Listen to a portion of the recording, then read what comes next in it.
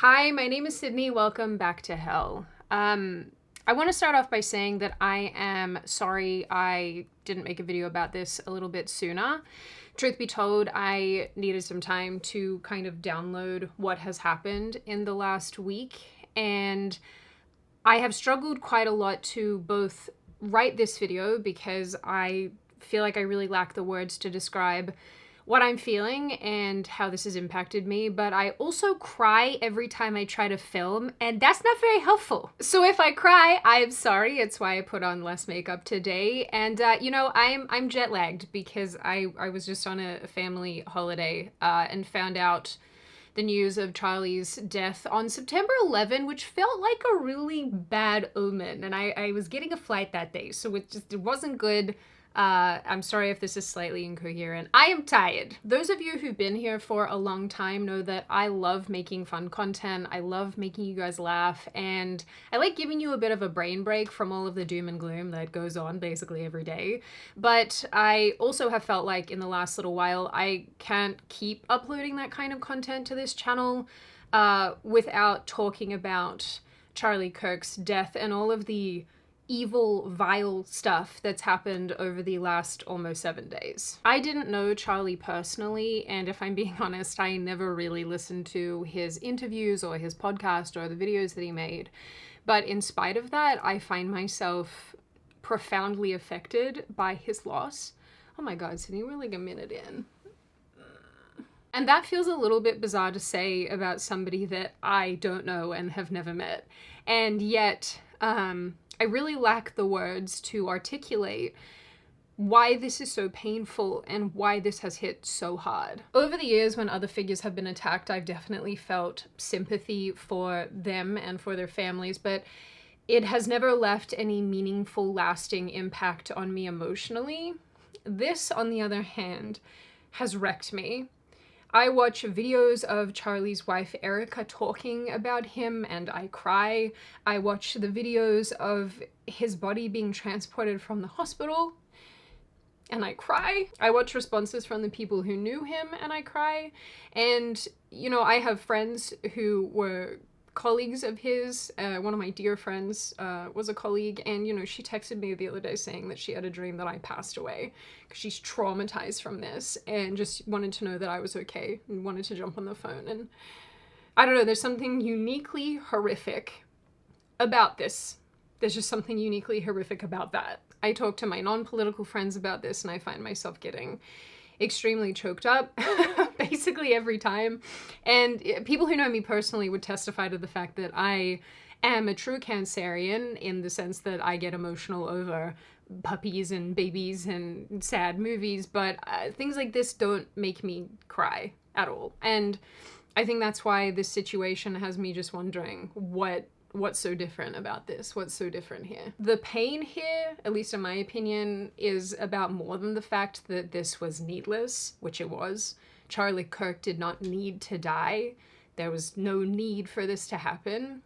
I think it's about the fact that for everything that I can see, he was a genuinely good person. And he was a genuinely good man and a good father and a good husband, and he really, really wanted the best for the United States. It's about the fact that his little family, his little people, are going to grow up without a dad, and his wife Erica has lost her person, and for what? Because the guy had a bunch of opinions that differ from a portion of the population in this country. That was his crime. That's what he did that was so wrong, that determined that he shouldn't live anymore. And now a bunch of people go on the internet and effectively dance on his grave and celebrate. It's sick. I don't know how else to describe it. It's inherently evil to learn about a father of two's passing and your initial response is to laugh and to jeer and to celebrate and to say that someone needs to take out his wife and children too. And again, and for what? Because the guy had a different opinion to you? You know, I've thought about this a lot. How would I react now if somebody that I didn't like on the left politically, if something horrible happened to them and I wouldn't celebrate, even if I really, really, really disliked them, and even if there was a part of me that felt some type of way, I would never, ever say these things on the internet or celebrate this type of thing. I would say nothing, or I would find it in my soul to express sadness and sympathy for that person and their family, because I think that's the normal thing to do. One of the reasons that I think this is so raw is because Charlie's death came on the back of, or I guess was another layer to, this nightmare timeline that we're living in, where only a few days earlier all of us had watched this horrific, horrible video of this poor woman being stabbed to death in the neck by a lunatic,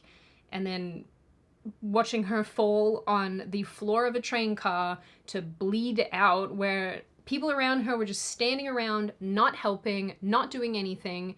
It takes a guy from the other end of the train, presumably, running up to do something finally. And there's all the stills of her looking up, horrified, crying into her hands. And I don't know about the rest of you, but watching that video ignited like a rage in me that sent me to Jupiter. Because what period of time are we living in where this happens on public transportation in broad daylight and nobody does anything? I'm just so sick for her family too, and just this sense of, I just have this sense of rage towards women being unsafe out in the world, people being unsafe out in the world, just trying to exist, and how we are failing one another so spectacularly. Then only a few days later, we get to see Charlie Kirk shot and killed mid-sentence with the mic still in his hand in front of a crowd of people. How traumatizing. Because some people decided that his words were worth killing for. As much as there's this part of me that wants to say, don't look away, because I do think to some extent that if we get to witness the depravity that's taking place around not just the country but the world regularly, maybe we can all get mad enough to do something about it. But then the other part of me really feels like we probably shouldn't be seeing people get murdered in 4K. So yeah, I feel really hollowed out.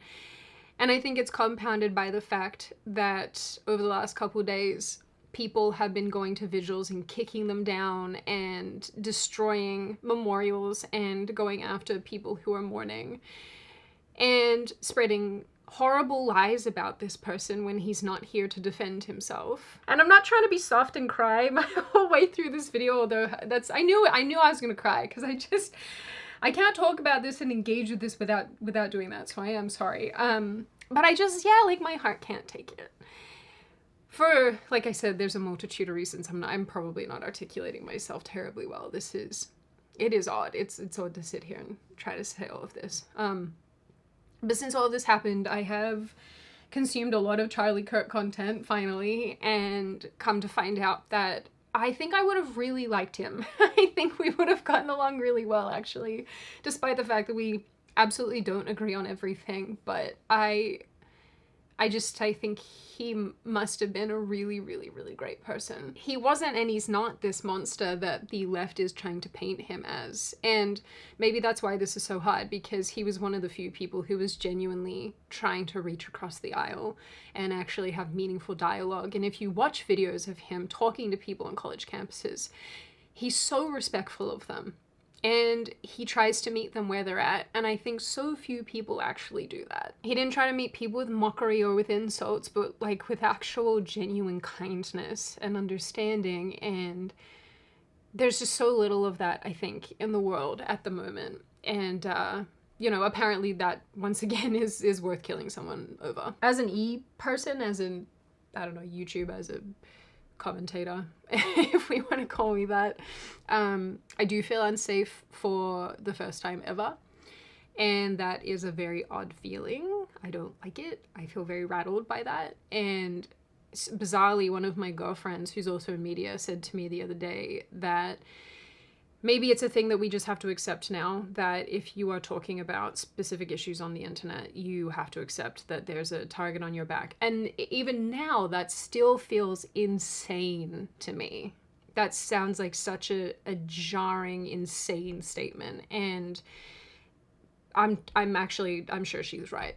I just don't I just don't want that to be the case. You know, until this point, a lot of the ire, I guess, was directed at politicians and at CEOs and, you know, these people who run these big corporations that are perceived to be harming others or directly complicit in the harm of others.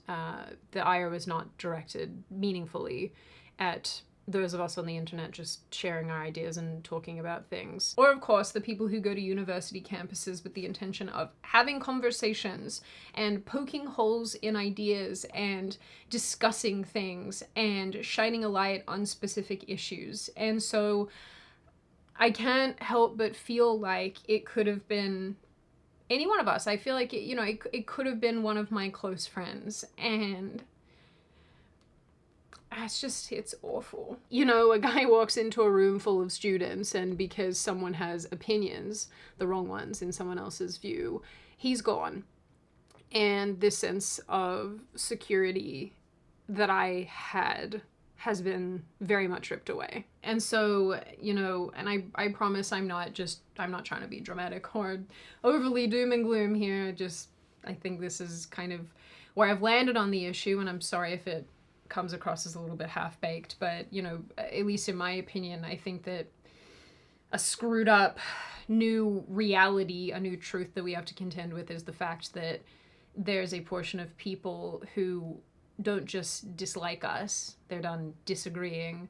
They're so crazy and they're so unhinged that they want to take tangible, lasting, forever action. And the psychotic thing is that they gun for you for absolutely nothing, for so little, for a tweet or a passing comment or stepping outside of the status quo. Charlie Kirk was just a guy.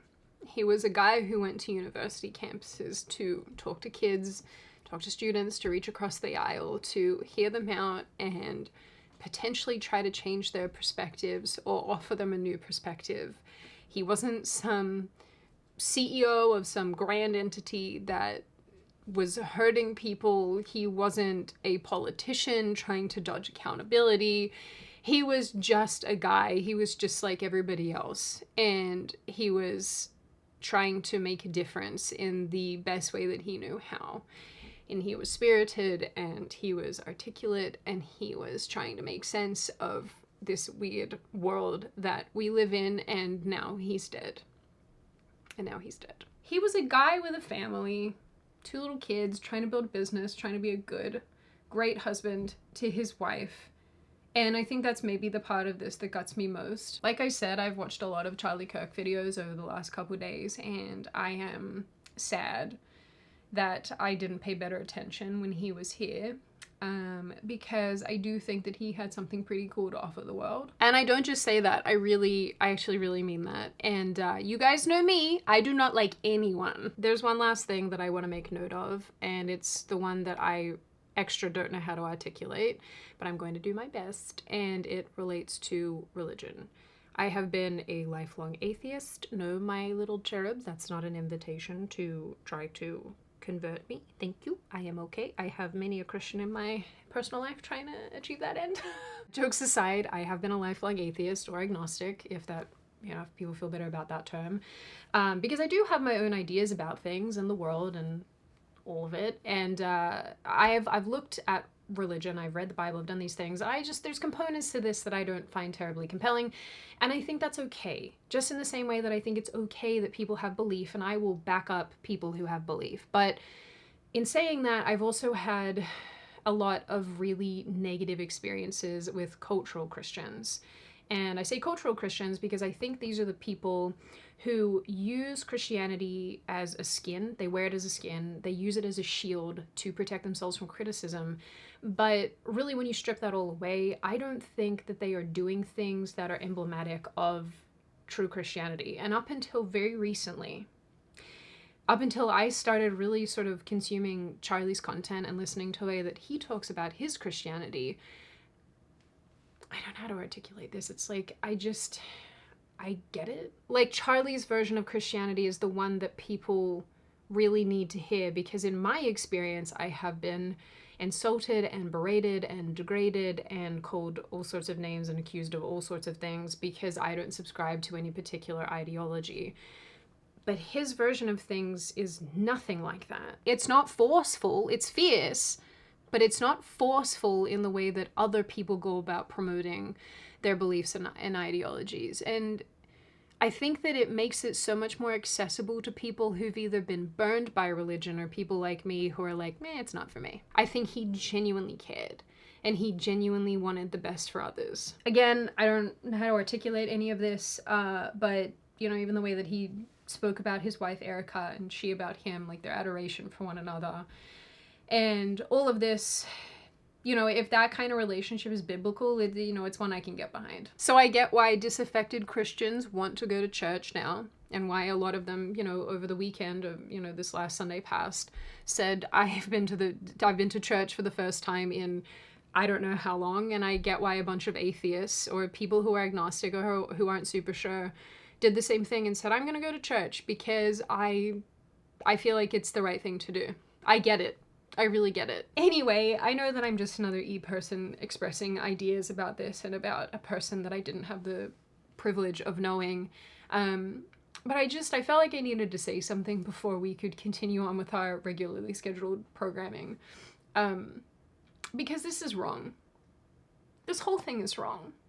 And this shouldn't have happened. And this shouldn't happen again. Charlie Kirk should not be gone. He should have had the opportunity to watch his kids grow up and to grow old and die at like 100, you know, when we're all probably plugged into the Matrix and, you know, eating steak with Cypher or whatever. That's how it should have played out. He should have been able to grow old and to be impactful and to keep doing things that made the country better. So I just feel this tremendous sense of loss. I hope I've done a decent job articulating why. And I know it's bizarre to feel this way about this person that I didn't know, but I just can't help but feel utterly heartbroken. And so, to those of you who feel similarly, I'm sorry that this has maybe rocked your little planet as well. And I'm sorry that we're living in this stupid period of time. And, you know, if we can find a silver lining here, not that that's very easy right now, but maybe this will spark some change. And maybe this will be a crowning moment. In what direction or in what way, I don't know. But I do hope that something positive can come out of this, because I actually think that's really what Charlie would have wanted based on the things that he said. Although I'm not religious, I do genuinely hope that there is a God in these situations, so that the people who really believe can have that at the end of the day. I think that that's comforting. And you know, I think if there is a deity out there, I think he would have been like, all right, kid, let's go do some cool stuff. I don't know how to finish this out. I have no idea how to finish this video. I'm definitely not going to be one of those people that tells you all not to be angry. I'm not going to tell you how to act, because I know I'm angry, and I know that I have a lot of really complex feelings around this, and I'm sure all of you do too. But I just, you know, I want to let you know that we're in this together, as we always are. And I have so much love for this community, and so much love for hopefully the positive direction that hopefully we can go in going forward. And I truly, from the bottom of my heart, hope that all of you stay safe and well, because that's so important. And cuddle your loved ones. Cuddle them for me. Go cuddle your dog for me, actually, or your cat, or your tortoise. I probably will make other videos about this issue too, because I have so much to say about a couple of different components to it, so I'll try not to be too doom and gloom. But yeah, these are awkward to end out. So I will say I love you guys. I love all of you a lot, and I'm really grateful to have this community. And I will see your wonderful little stinker faces in the next video.